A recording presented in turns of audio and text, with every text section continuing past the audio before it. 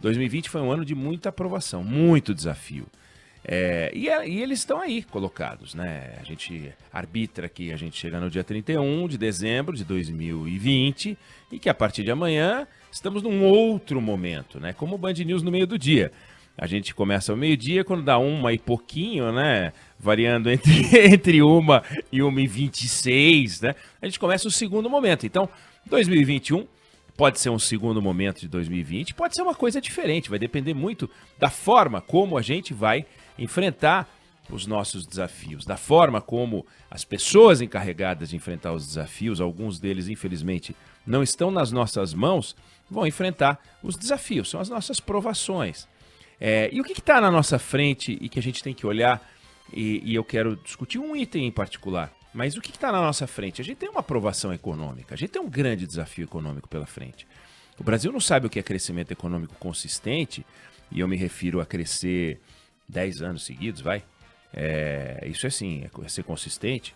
Desde a década de 60, a gente cresceu de forma consistente entre 68 e 76, 67, 76. Então, final dos anos 60 até quase o final dos anos 70, a gente cresceu. O ano em que a gente cresceu menos nesse período foi 8%, ó, 8% num ano, Débora. E o ano que a gente mais cresceu foi quase 14, 13,90, não sei o que, 14, de 8 a 14%. Imagina, 8 anos ou 9 anos crescendo de 8 a 14%. O Brasil mudou de patamar. Desde aquele tempo a gente não sabe o que é isso. A gente conheceu alguns crescimentos.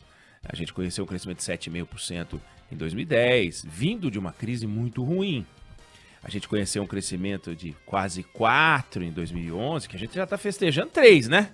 Em 2013 a gente cresceu 3%. Desde então, é essa coisa. Ou a gente perdeu o PIB, 2015, em 2014 cresceu 0,5%. Ou a gente perdeu o PIB, 2015, 2016, ou a gente cresceu medíocre, 1%, que foi 17, 18, 19. E esse ano a gente vai cair de novo. O mundo está caindo esse ano. Mas esse é um desafio econômico no Brasil, voltar a crescer. Não dá para botar a culpa na Covid. Se a gente não cresce de forma consistente desde 1976, como é que a gente vai botar a culpa na Covid, né? A Covid tem poucos meses na nossa vida. A gente simplesmente tem problemas graves. E esses problemas econômicos estão aí. A gente não tem crescimento, a gente não tem produtividade, a gente não faz as reformas. Quer parar de falar das reformas? Faz a reforma. Faz a reforma administrativa, a gente não fala mais. A gente não fala mais da reforma da Previdência, né? A gente parou de falar. Mas as outras reformas estão aí e a gente não enfrenta. Então esse é um grande desafio, uma provação que está aí e a gente precisa encarar de frente. Tem uma outra que é social, decorre dessa, mas com essa não se confunde necessariamente, porque é uma outra. São as desigualdades de renda, né? É a renda baixa e desigual. Um país de renda baixa e desigual. Você quer duas perversidades maiores? Um país rico como esse, riquíssimo. E, no entanto, as pessoas têm uma renda baixa e é desigual. Desigualdade entre homens e mulheres, desigualdades entre brancos ou não negros e negros. Desigualdades regionais brutais. Não é um país homogêneo. A gente tem a mesma língua, mas falando uma só língua a gente não se entende. Tá aí, desigualdades sociais. Desigualdades, provações, né? Estruturais. É absurdo você imaginar que para você se deslocar em certas regiões, você depende ainda de estradas de uma pista para ir, uma para voltar num país como esse. Em outros tempos, a gente festejaria isso. Olha que bacana, a gente tem estrada pavimentada. Aliás, o Brasil tem uma taxa de pavimentação baixíssima, 12%, 13% das estradas brasileiras são pavimentadas. É muito pouco. Então, é um desafio estrutural. Como é que você faz para uma fazenda altamente produtiva, né? Uma propriedade que consegue taxas de produtividade altas com grãos, colocar esses grãos no porto a um custo menor para a gente poder brigar por mercado lá fora e fazer mais PIB e fazer o país enriquecer e aumentar a renda e diminuir as desigualdades. Como faz isso? Precisa ter ponte, precisa ter estrada, precisa ter ferrovia. Cadê as ferrovias brasileiras? Não tem ferrovia. E tá aí, oportunidade para fazer, gente querendo investir, dinheiro lá fora não falta, só que não falta, mas você sabe, aquele restaurante que tá aberto e ninguém vai, do lado tem um super cheio, mas um vazio, Não é burrice das pessoas. As pessoas sabem que para comer bem vão naquele que está cheio. Não é à toa que está cheio. E o outro que está vazio, está vazio. O Brasil não pode ser um restaurante vazio, mas hoje o Brasil tem um pouco disso. Dinheiro tem de sobra, por que ele não vem para cá em quantidade? Por que ele se espalha? E por que aqueles põem só um pouquinho? Medo, receio, aprovação estrutural. Tem a ver com segurança jurídica, aquelas histórias que a gente conversa sempre. Mas a gente tem também uma aprovação político-eleitoral. A gente não para de falar da sucessão de 2022 desde a eleição de 2018. O Bolsonaro ganhou a eleição em 2018 e a gente já começou a falar de 2022.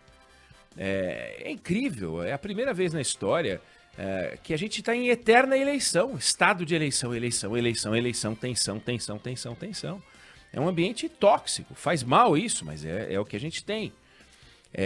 A gente tem uma aprovação institucional, os poderes vão variando. Tem hora que o Supremo está super institucional, zelando pelo bem-estar do brasileiro, tem hora que ele faz coisas que são horrorosas, né? Feias. Isso vale para o Executivo, isso vale para o Legislativo. Tem hora que o Legislativo, ao vetar uma medida, ao derrubar o veto do presidente da República, está salvando a economia brasileira. Tem horas em que é preciso contar com o veto do presidente. Então, é um negócio complicado. E tem hora que a gente tem que contar com o Supremo. Vamos torcer para o Supremo derrubar. E tem hora que a gente tem que falar, vamos torcer para o Supremo não se meter.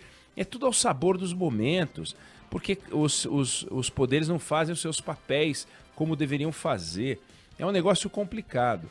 E como é que a gente lida com tudo isso, né? Como é que a gente convive com esses desafios, com essas provações econômica, social, estrutural, político-eleitoral, institucional e outras que a gente poderia citar aqui?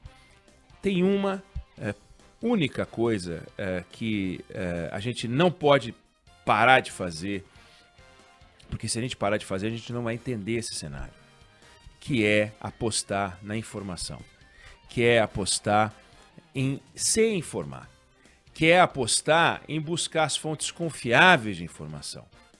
E é isso que a gente está fazendo aqui, é isso que você que está nos ouvindo está fazendo aqui, para poder compartilhar com seus amigos a informação de qualidade, checar antes. Então, a quantidade de desinformação é muito grande, e aí a gente tem que saber separar o que é desinformação, o que é uma notícia falsa, o que é uma notícia errada. É diferente, né? Por exemplo, uma notícia falsa, qualquer um pode divulgar, mas desde que de boa fé. Achava que era verdadeira, mas ela se revelou falsa. Dá para você divulgar isso por engano. E acontece. Uma informação errada, por exemplo, pode ser corrigida, né? Um boato. Isso aí não passa de boato. Tá, mas o boato pode ser verdadeiro. É só que você não checou, mas pode ser verdadeiro. A informação falsa, a informação errada, a informação, o boato, eles não são o nosso grande problema. O nosso grande problema são as fake news. Porque a fake news é uma fraude. A fake news é uma notícia fabricada. O objetivo é enganar. Não é um erro.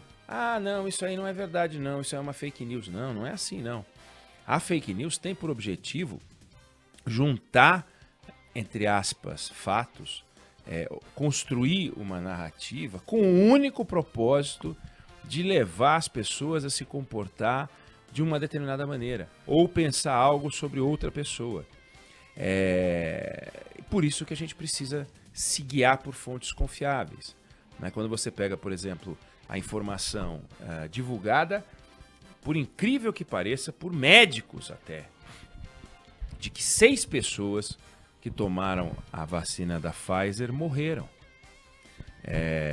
Depois falaram que não são 6, 2 pessoas morreram. Aí você vai ver o que foi. Uma tomou na fase de ensaios a vacina e morreu 62 dias depois, de algo que não tem nada a ver com a vacina.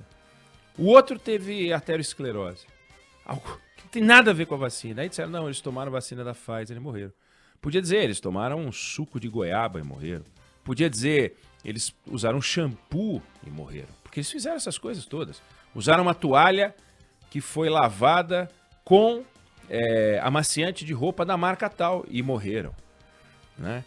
Tocaram numa maçaneta de metal revestida com um produto que dá uma cromeada e assim eles morreram, né? Usaram o carro que usava uma determinada marca de gasolina e morreram. Eles tinham em comum isso tudo, e também a vacina. É uma bobagem, é uma mentira, mas é uma mentira que tem por propósito jogar as pessoas contra a vacina. Chama atenção para isso, e uso esse caso que é muito atual, porque isso está sendo espalhado pelas redes, e não é porque as pessoas são contra a Pfizer, essas que espalham são contra a vacina, porque a vacina, ela escora um discurso científico, e essas pessoas querem entrar num discurso da bruxaria, o mesmo discurso da cloroquina, sabe, o mesmo discurso do vermífugo lá, que o ministro astronauta disse que ia resolver o problema, e não resolve o problema porque é mentira, não tem como resolver o problema a não ser tomando os remédios adequados para amenizar os efeitos, e a cloroquina não serve para coisa nenhuma. Então, a gente tem que lidar com os fatos e a gente tem que olhar para esses nossos desafios. Se a gente não entender o tamanho da aprovação econômica, social, político-institucional, estrutural, etc., a gente não vai conseguir sair desse atoleiro. E para isso, volto a dizer, informação de qualidade. Sabe? A Band News FM se preocupa em fazer isso. Não é que a gente produza informação, a gente transporta informação. Nós somos transportadores de informação. A gente não fabrica informação. Quem fabrica informação são os caras da fake news. Eles fabricam informação, um embuste, né? O que a gente faz é buscar a notícia onde ela está e traduzir, não porque vem em outro idioma, mas entender, aprofundar, costurar, para que você consiga tirar a sua própria conclusão. Eu não quero que você fique com a minha conclusão. Eu quero que você fique com a sua conclusão. Eu não quero que você concorde comigo.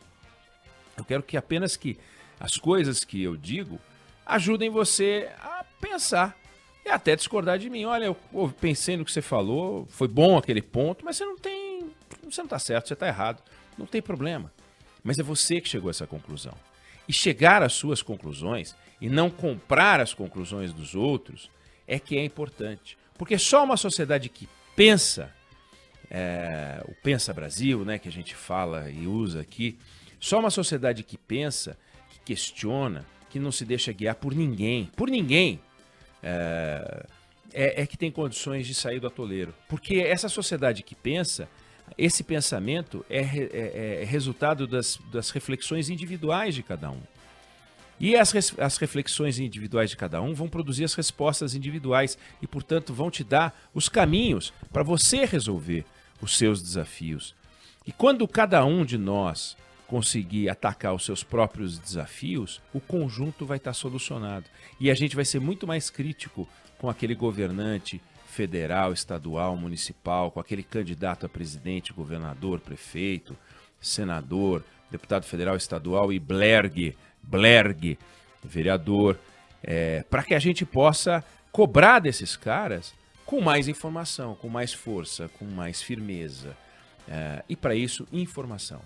Então, se eu posso desejar alguma coisa para 2021, é que vocês tenham naturalmente saúde, para que a vacina chegue o quanto antes. É lamentável o que está acontecendo com a velocidade da chegada da vacina no Brasil. Vamos torcer para que esse ministro da Saúde não emplaque a Páscoa como ministro da Saúde, mas que conviva entre os seus familiares na Páscoa, longe do Ministério da Saúde. Vamos torcer, né, para que o presidente entregue o Ministério da Saúde a alguém mais qualificado, mais capaz, mais responsável do que esse que aí está. Isso eu desejo, realmente. Mas eu desejo que você também entre em 2021 mais crítico, mais reflexivo, mais cri-cri, sabe? Mais apaixonado pelos seus projetos, mais encantado com as alternativas que a sua vida pode oferecer, mais crítico com o que os outros dizem, com o que eu digo, com o que você escuta, com o que você lê, com o que o seu amigo diz, com o que a sua mulher diz, o seu marido, seu namorado, sua namorada, seu irmão.